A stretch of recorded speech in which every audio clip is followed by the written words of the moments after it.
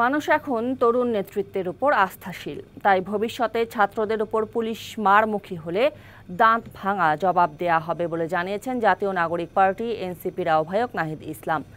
মাসব্যাপী জুলাই পদযাত্রার দ্বিতীয় দিনে কুড়িগ্রামের রাজারহাটে কথা বলেন তিনি। এই কর্মসূচিতে মানুষ ব্যাপক আগ্রহ ভালোবাসার সমর্থন জানাচ্ছেন বলে দাবি দলের অন্য নেতাদের।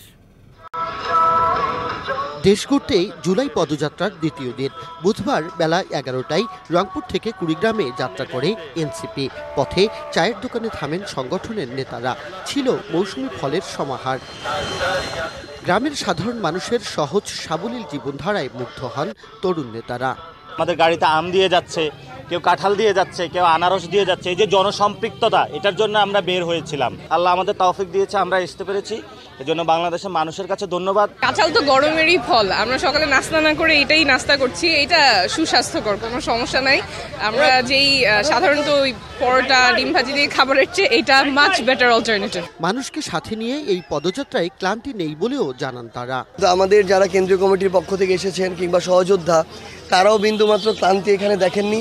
এবং কালকে আমরা অন্যরকম একটা উৎসাহ পেয়েছি। কয়েক হাজার মানুষ নিয়ে প্রায় 15 কিলোমিটার এই পদযাত্রা।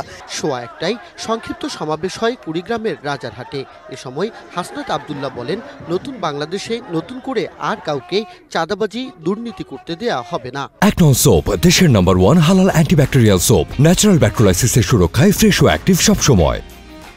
আর নতুন করে চাঁদাবাজ হতে দেওয়া হবে না। আলেমদের থেকে মাইক কেড়ে নিবে এমন বাংলাদেশে ফিরে যাওয়া যাবে না।